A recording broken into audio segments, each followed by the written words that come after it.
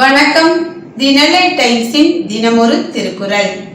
அளவறிந்தார் நெஞ்சத் தரம்போல் நிற்கும் களவறிந்தார் நெஞ்சில் கரவு.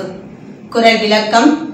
அளவறிந்து வாழ்கின்றவரின் நெஞ்சில் நிற்கும் அறம்போல் களவு செய்து பழகி அறிந்தவரின் நெஞ்சில் வஞ்சம் நிற்கும். தொடர்வது தி நெல்லை டைம்ஸின் இன்றைய முக்கிய செய்திகள். பெரும் பொறுப்பை தோள்களில் சுமக்கும் அளவுக்கு திமுகவின் வலிமை கூடியுள்ளது. மு.க. ஸ்டாலின். டெல்லி சலோ பேரணியை இன்று முதல் மீண்டும் தொடங்கும் விவசாயிகள்.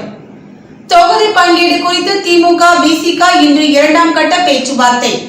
இனி விரிவான செய்திகளை பார்க்கலாம். பெரும் பொறுப்பை தோள்களில் சுமக்கும் அளவிற்கு திமுகவின் வலிமை கூடியுள்ளது. மு.க. ஸ்டாலின்.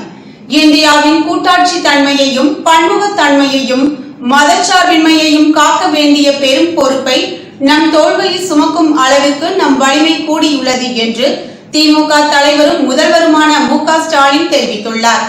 திமுக முதலாக ஆட்சி அமைத்த நாளை முன்னிட்டு அவர் வெளியிட்டுள்ள ட்விட்டர் பதிவு, மார்ச் 6 இந்தியாவிலேயே முதன்முறையாக ஒரு மாநில கட்சி தேர்தலில் வென்று ஆட்சி அமைத்த நாள். அண்ணா தலைமையிலான திராவிட முன்னேற்ற கழகத்தின் இளம்படை தெற்காசிய ஜனநாயக வரலாற்றில் ஒரு அமைதி புரட்சியை நிகழ்த்தி காட்டிய நாள். ஆண்டு தமிழ்நாட்டை காத்தோம். இன்று மொத்த இந்தியாவின் கூட்டாட்சி தன்மையையும் பன்முகத்தன்மையையும் மதச்சார்பின்மையையும் காக்க வேண்டிய பெரும் பொறுப்பை நம் தோள்களில் சுமக்கும் அளவிற்கு நம் வலிமை கூடியுள்ளது. மீண்டும் வரலாறு படைப்போம், நாட்டை காப்போம். இவ்வாறு அவர் பதிவிட்டுள்ளார். டெல்லி சலோ பேரணியை இன்று முதல் மீண்டும் தொடங்கும் விவசாயிகள். டெல்லி நோக்கி டெல்லி சலோ என்ற பெயரில் பேரணியை விவசாயிகள் தொடங்கினர். ஆனால் டெல்லிக்குள் விவசாயிகள் நுழைய முடியாத வகையில் ஹரியானா பஞ்சாப் மாநில எல்லையில் பலத்த பாதுகாப்பு போடப்பட்டிருந்தது. மேலும் டிராக்டர்கள் நுழையாத வண்ணம் பல அடுக்குகள் கொண்ட தடுப்புகளை அமைக்கப்பட்டன. இதனால் ஹரியானா பஞ்சாப் எல்லையில் விவசாயிகள் தடுத்து நிறுத்தப்பட்டனர். கடந்த மாதம் 21ஆம் தேதி எல்லையில் விவசாயிகளுக்கும் ஹரியானா மாநில போலீசாருக்கும் இடையில் மோதல் ஏற்பட்டது. இந்த மோதலில் 21 வயதான சுப்கரன் சிங் என்ற இளம் விவசாயி பரிதாபமாக உயிரிழந்தார். அவரது மரணத்தை கொலை வழக்காக பதிவு செய்ய வேண்டும், அதுவரை அவரது உடலை வாங்க மாட்டோம் என விவசாய சங்கங்கள் தெரிவித்தன. இதனையொட்டி ஒரு வாரம் கழித்து பஞ்சாப் மாநில போலீஸ் கொலை வழக்கு பதிவு செய்தது. இதற்கிடையே பேரணி தற்காலிகமாக நிறுத்தப்படுவதாக அறிவித்தனர். அதே வேளையில் பஞ்சாப் ஹரியானா எல்லையில் விவசாயிகள் அமர்ந்து போராட்டத்தில் ஈடுபடுவார்கள் என அறிவித்தனர். அதன்பின் டெல்லியை நோக்கி இன்று மிக பிரம்மாண்டமான பேரணி நடத்தப்படும். இதில் இந்தியாவில் உள்ள விவசாயிகள் கலந்து கொள்ள வேண்டும். ஆனால் டிராக்டர்கள் பேரணி நடத்தப்படாது என தெரிவித்திருந்தது. அதன்படி இன்று டெல்லியை நோக்கி விவசாயிகள் பேரணி நடத்த இருக்கிறார்கள். இதனால் டெல்லியில் பாதுகாப்பு அதிகரிக்கப்பட்டுள்ளது. வருகிற 10ஆம் தேதி மதியம் 12 மணி முதல் மாலை 4 மணி வரை 4 மணி நேரம் ரயில் மறியல் போராட்டம் நடைபெறும் எனவும் அறிவித்துள்ளது. தொகுதி பங்கீடு குறித்து திமுக விசிக இன்று இரண்டாம் கட்ட பேச்சுவார்த்தை. மக்களவை தேர்தலில் கூட்டணி கட்சிகளுடன் தொகுதி பங்கீடு தொடர்பாக பேச்சுவார்த்தை நடத்த திமுக குழு அமைத்துள்ளது. இந்த குழு கூட்டணியில் உள்ள கட்சிகளுடன் பேச்சுவார்த்தை நடத்தி வருகிறது. 2 கம்யூனிஸ்ட் கட்சிகள், இந்திய யூனியன் முஸ்லிம் கட்சிகள் உள்ளிட்ட 4 கட்சிகளுடன் பேச்சுவார்த்தை முடிவடைந்து ஒப்பந்தம் ஏற்பட்டுள்ளது. ஆனால் காங்கிரஸ், மதிமுக, விடுதலை சிறுத்தைகள் உள்ளிட்ட கட்சிகளுடன் இன்று ஒப்பந்தம் இறுதியாகவில்லை. காங்கிரஸ் கட்சியுடன் இன்னும் ஓரிரு நாட்களில் ஒப்பந்தம் கையெழுத்தாகும் என தகவல்கள் வெளியாகியுள்ளது. விடுதலை சிறுத்தைகள் கட்சியின் கடந்த ஜனவரி மாதம் முதற்கட்ட பேச்சுவார்த்தை நடத்தியது. ஆனால் முடிவு எட்டப்படவில்லை. விடுதலை சிறுத்தைகள் கட்சியில் 3 தொகுதிகள் கேட்கிறது. அதில் உறுதியாக இருக்கிறது. ஆனால் திமுக கடந்த 2019 தேர்தலை போன்று 2 தொகுதிகளை ஒதுக்க தயாராக இருக்கிறது. ஆனால் விடுதலை சிறுத்தைகள் 3 தொகுதிகள் கேட்பதால் இரண்டாம் கட்ட பேச்சுவார்த்தை நடத்தப்படாமல் உள்ளது. தேர்தல் தேதி விரைவில் அறிவிக்கப்பட இருப்பதால் முதலமைச்சர் மு.க. ஸ்டாலின் தொகுதி பங்கீட்டை விரைவில் முடிவு செய்ய விரும்புகிறார். இதன் காரணமாக திமுக நிர்வாகிகளுடன் நேற்று பேச்சுவார்த்தை நடத்தினார்.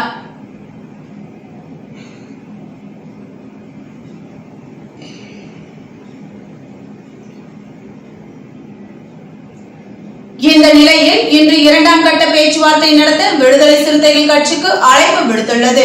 அதன் அடிப்படையில் இன்று இரண்டாம் கட்ட பேச்சுவார்த்தை நடைபெற இருக்கிறது. விடுதலை சிறுத்தைகள் தனது முடிவில் உறுதியாக இருந்தால் பேச்சுவார்த்தையில் இழுபறிதான் நீடிக்க வாய்ப்புள்ளது. 3 தொகுதிகள் பெறுவதில் உறுதியாக இருக்கிறோம். ஆனால் திமுக கூட்டணியில் தான் இருப்போம் என திருமாவளவன் தெரிவித்துள்ளார். பயங்கரவாதிகளுக்கு ஹவாலா பணம் அனுப்பிய விவகாரம். சென்னை கீழக்கரையில் NIA சோதனை.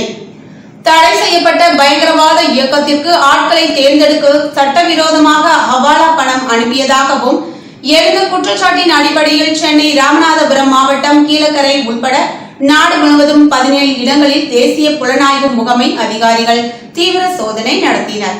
கர்நாடக மாநிலம் பெங்களூருவில் தாக்குதல் நடத்த சதித்திட்டம் தீட்டியதாக குற்றப்பிரிவு போலீசார் கடந்த ஆண்டு ஜூலை மாதம் 5 பேரை கைது செய்தனர். அவர்களிடம் இருந்து 7 துப்பாக்கிகள், 45 தோட்டாக்கள், 5 கையெறி குண்டுகள், 4 வாக்கி டாக்கிகள் உள்ளிட்டவை கைப்பற்றப்பட்டன.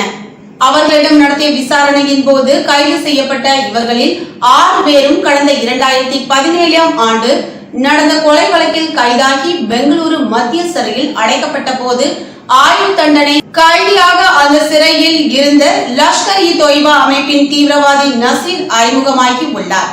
அப்போது இவர்கள் 6 பேரையும் அவர் மூளைச்சலவை செய்துள்ளார். குறிப்பாக நாட்டின் பல்வேறு பகுதிகளிலும் தாக்குதல் நடத்துமாறும் அவர்களிடம் நசீர் வலியுறுத்தியுள்ளதாக விசாரணையில் தெரியவந்தது. இதையடுத்து இந்த வழக்கு கடந்த அக்டோபர் NIA-யிடம் ஒப்படைக்கப்பட்டது.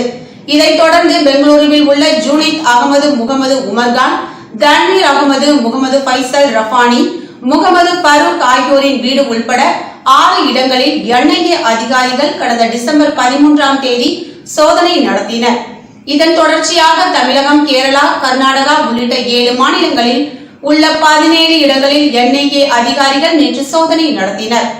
தடை செய்யப்பட்ட பயங்கரவாத இயக்கத்திற்கு ஆட்கள் சேர்த்ததாகவும் அந்த இயக்கத்துக்கு சட்டவிரோதமாக ஹவாலா பணம் அனுப்பியதாகவும் எழுந்த குற்றச்சாட்டின் அடிப்படையில் இந்த சோதனை நடத்தப்பட்டது.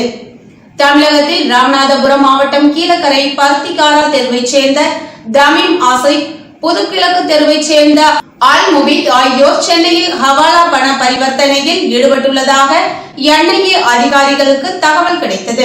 இதன் அடிப்படையில் இருவரையும் வீடுகளையும் NIA அதிகாரிகள் நேற்று சோதனை நடத்தினர். அவர்களது வங்கி கணக்கில் இருந்து பண பரிவர்த்தனைகள் குறித்தும் தடை செய்யப்பட்ட இயக்கத்துடன் இவர்களுக்கு தொடர்பு உள்ளதா என்பது குறித்தும் அதிகாரிகள் விசாரணை நடத்தினர். அதேபோல் சென்னை மண்ணடிமூர் தெருவில் உள்ள அடுக்குமாடி கட்டிடத்தின் 4வது தளத்தில் 8 பேர் கொண்ட NIA அதிகாரிகள் சோதனை நடத்தினர். 2 லேப்டாப், 3 செல்போன், 4 சிம் கார்டு, ரூபாய் 30,500 பணம் ஆகியவை பறிமுதல் செய்யப்பட்டன. பெங்களூருவில் உள்ள NIA அலுவலகத்தில் இன்று ஆஜராகுமாறு ஹசன் அல் பசா, தமீம் அல் ஆசிக் ஆகியோருக்கு அதிகாரிகள் சம்மன் அளித்துள்ளனர். திமுக நிர்வாகிகளுடன் முதல்வர் ஸ்டாலின் ஆலோசனை. கூட்டணி கட்சிகளுடன் தொகுதி பங்கீட்டை நாளைக்குள் முடிக்க அறிவுறுத்தல். தொகுதி பங்கீடு, தேர்தல் அறிக்கை தயாரிப்பு குறித்து திமுக நிர்வாகிகளுடன் ஆலோசனை நடத்திய முதல்வர் ஸ்டாலின் கூட்டணி கட்சிகள் உடனான இடப்பகிர்வை நாளைக்குள் முடிக்குமாறு அறிவுறுத்தியுள்ளார்.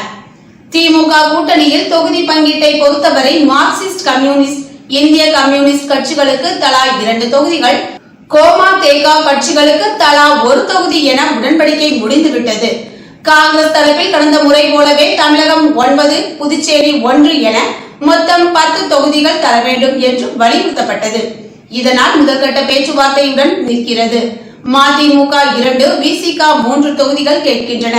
இக்கட்சிகள் 2 முறை பேசியும் உடன்படிக்கை எட்டப்படவில்லை.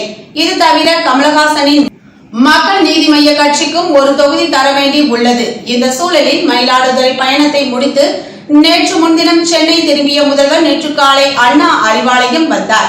அங்கு அமைச்சர் துரைமுருகன், பொருளாளரும் தொகுதி பங்கீட்டு குழு தலைவருமான DR பாலு, துணை பொதுச் செயலாளர் கனிமொழி மற்றும் மூத்த நிர்வாகிகளுடன் முதல்வர் ஆலோசனை நடத்தினார். இதில் கூட்டணி கட்சிகள் கேட்கும் தொகுதிகள் எண்ணிக்கை, அவற்றில் திமுக வழங்க உள்ள தொகுதிகள், எந்தெந்த தொகுதியை யாருக்கு வழங்குவது உள்ளிட்டவை குறித்து ஆலோசிக்கப்பட்டுள்ளது. அப்போது நாளை தொகுதி பங்கீட்டை முடிக்குமாறு DR பாலுவுக்கு முதல்வர் ஸ்டாலின் அறிவுறுத்தியுள்ளார். தேர்தல் அறிக்கை தொடர்பாக பெறப்பட்ட பரிந்துரைகளை வரிசைப்படுத்தி விரைவில் அறிக்கை தயாரிக்கவும் அறிவுறுத்தியது. முதல்வர் திமுக பேச்சாளர்கள் ஆலோசனை கூட்டம் தொடர்பாகவும் பல்வேறு அறிவுறுத்தல்களை வழங்கியுள்ளார். இது தவிர போதைப் பொருள் தொடர்பான பிரதமரின் பேச்சு, அதிமுக பாஜக கூட்டணிகள் தொடர்பாகவும் முக்கிய ஆலோசனை நடத்தியதாக கூறப்படுகிறது. முதல்வர் ஆலோசனை நடத்தியதை குறித்து திமுக நிர்வாகி ஒருவரிடம் கேட்டபோது, கடந்த முறை போன்றே இந்த முறையும் தொகுதிகளை ஒதுக்கி கூட்டணியை முடிவு செய்ய முதல்வர் அறிவுறுத்தியுள்ளார். இதன் அடிப்படையில் பெரும்பாலும் 23 தொகுதிகளில் திமுகவும் 17 தொகுதிகளில் கூட்டணி கட்சிகளும் போட்டியிடும். தொகுதி எண்ணிக்கையை விட எந்த தொகுதியை வழங்குவது என்பதில்தான் சில சிக்கல்கள் உள்ளன. அதுவும் விரைவில் தீர்க்கப்படும். நாளைக்குள் பெரும்பாலும் தொகுதி பங்கீடு நிறைவு பெற்றுவிடும் என்றார். இத்துடன் செய்திகள் நிறைவடைந்தன. முயற்சிகள் எதுவாயினும் வெற்றி நமதாகவே இருக்கட்டும். நன்றி, வணக்கம்.